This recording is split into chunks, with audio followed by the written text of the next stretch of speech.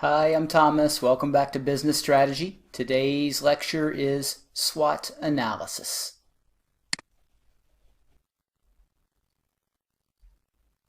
SWOT Analysis is a popular and well-received strategy tool that consists of analyzing strengths, weaknesses, opportunities, and threats.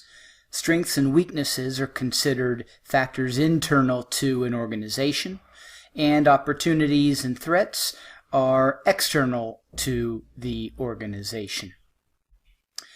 We look at strengths and weaknesses together and then opportunities and threats together.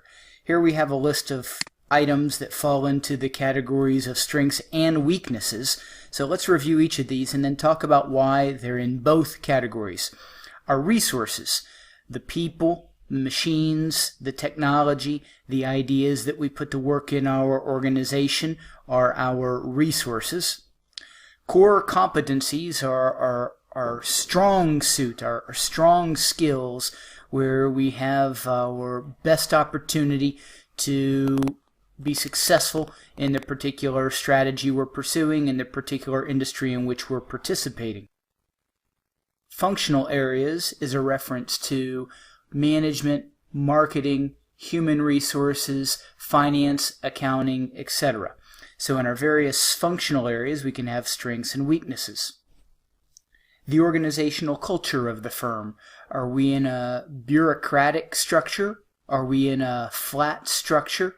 Do employees operate with autonomy and decision-making ability, or is there a very well-defined and perhaps inflexible process for seeking approval for new ideas and decisions?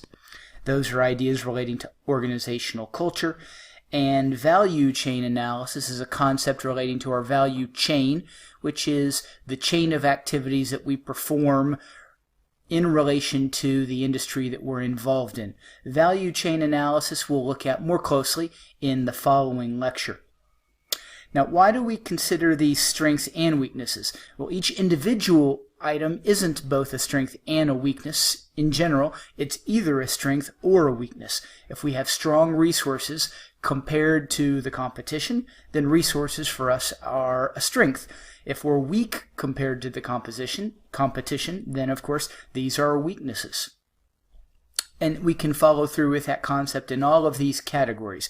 The idea is whether we're discussing resources, core competencies, functional areas, organizational culture, or value chain analysis, we're comparing our organization to our competitive set, and where we fall relative to others determines whether each of these items, or even within, say, functional areas, perhaps our marketing function is a strength, but our HR function is a weakness.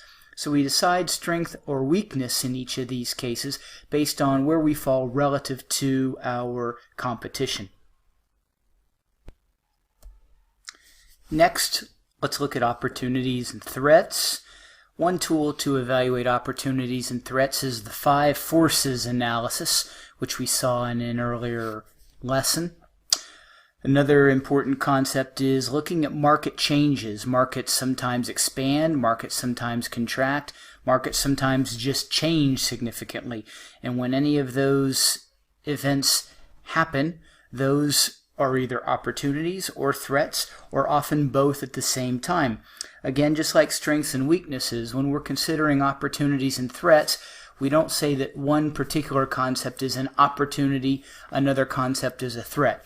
We look at categories and evaluate, are we in an opportunity or a threat position or both, given our circumstances and given how our circumstances relate to our organization relative to how those circumstances relate to other organizations in our competitive set.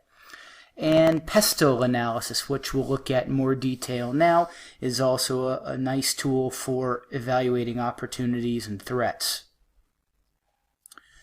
PESTEL Analysis: political, economic, social, technological, environmental, and legal are the 6 components of PESTEL Analysis. Political factors such as the Arab Spring, a good example of major political change that would be relevant to businesses operating in the Arab Spring countries. Economic factors such as interest rate changes, inflation rates, foreign currency exchange rate changes. These kinds of things relate to economic factors that are important for an organization to consider.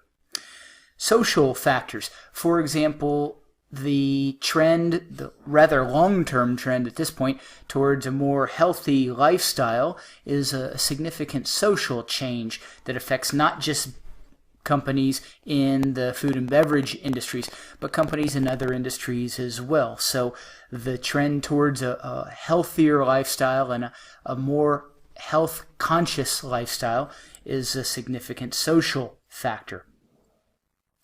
Technological change, one great example, perhaps the best example of technological change, is the rise of the internet and how that's had a major impact on how not just businesses operate, but governments and NGOs as well. Environmental factors such as global warming, such as recycling, such as a general awareness of how our activities affect the environment are also significant factors in analyzing our opportunities and threats. And finally, legal analysis, evaluating the legal situation, changes that might be arising in the legal environment, going from one country to another and considering how the differences in the legal systems will affect an organization are all important considerations. And all of these 6 ideas, 6 concepts fall under the tool or the category of PESTEL Analysis. So this concludes our lecture on SWOT analysis. In the next video, we're going to look more closely at one of the strengths and weaknesses analysis tools mentioned in this lecture, which is value chain analysis.